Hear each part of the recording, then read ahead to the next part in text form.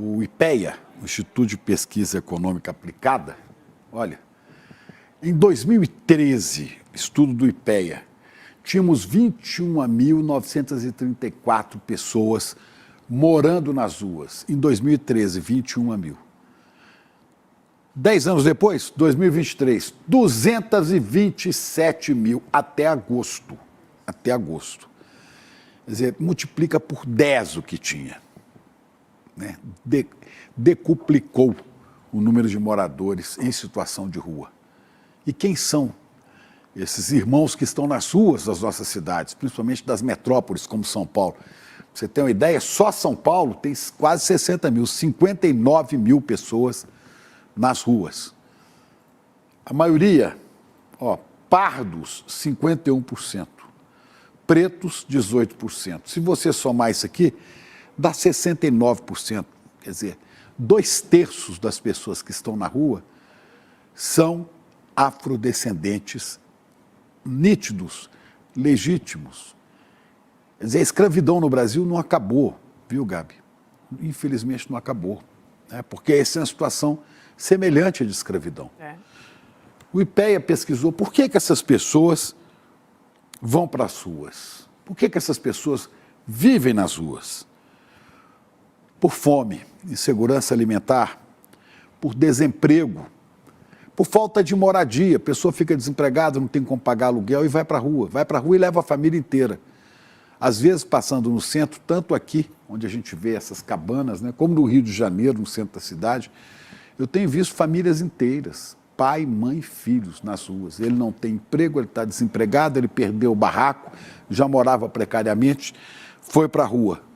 Por causa de conflitos familiares, brigas, problemas de saúde, principalmente saúde mental, que leva muita gente para as ruas. E problemas de saúde também, a dependência de drogas, né, que leva muita gente. E a rua se torna, então, um lugar muito perigoso. Perigoso para você, Gabi, que passa pela rua, e muito mais perigoso ainda para quem está lá, para as famílias que lá estão. Porque elas não só são vítimas, né, de drogados, mesmo marginais, com muita maldade cometida. Quantas vezes nós já vimos falar de agressão a moradores em situação de rua?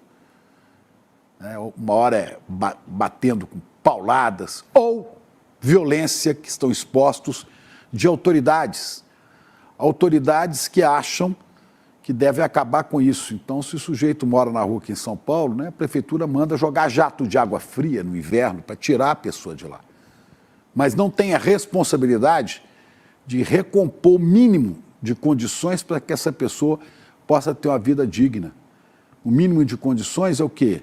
Ter uma moradia, ter um lugar qualquer para morar. Não são esses abrigos cheios de restrições para eles, mas um lugar para morar, ter uma possibilidade de emprego, né, e ter uma assistência social decente. Por isso, hoje foi lançado o Plano Nacional Ruas Visíveis. Hoje foi lançado esse plano, comemorando também os 75 anos da Declaração Universal dos Direitos do Homem. Quer dizer, uma declaração fundamental dos direitos humanos, fundamental porque ela diz que todo ser humano tem direito à alimentação, à moradia, à dignidade. E nós convivemos com isso como se fosse normal, né?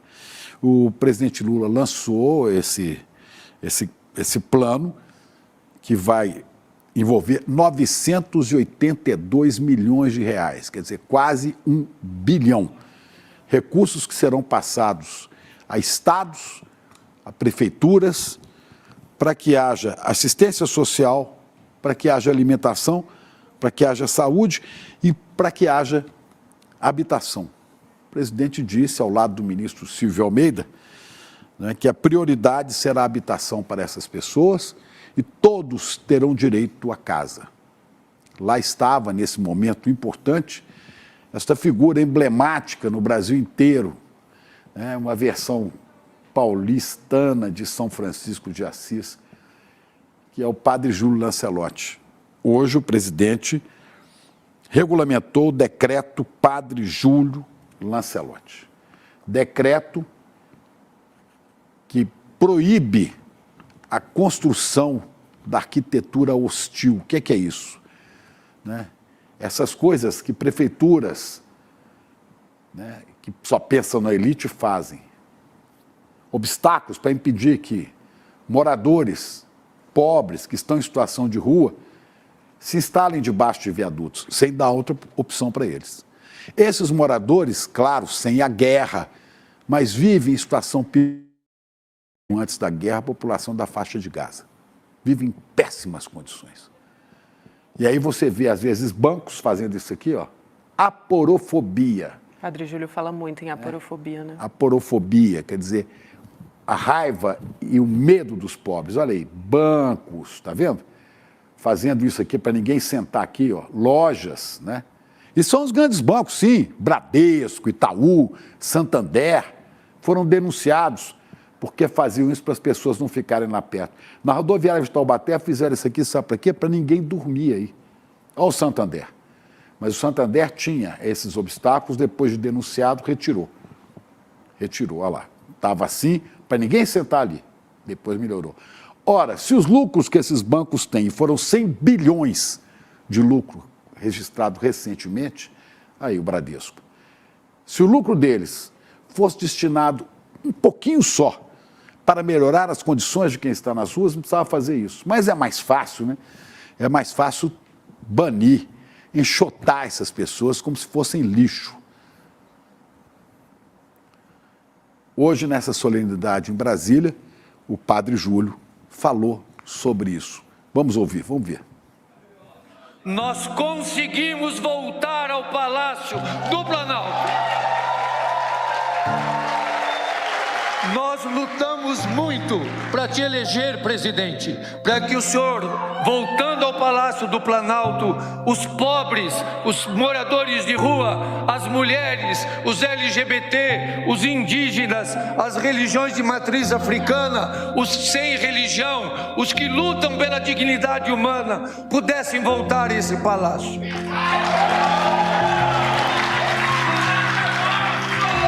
E o povo da rua, estando nesse palácio, não vai ter nenhum arranhão no patrimônio público, porque nós vamos conservar aquilo que é nosso e é do povo da rua também.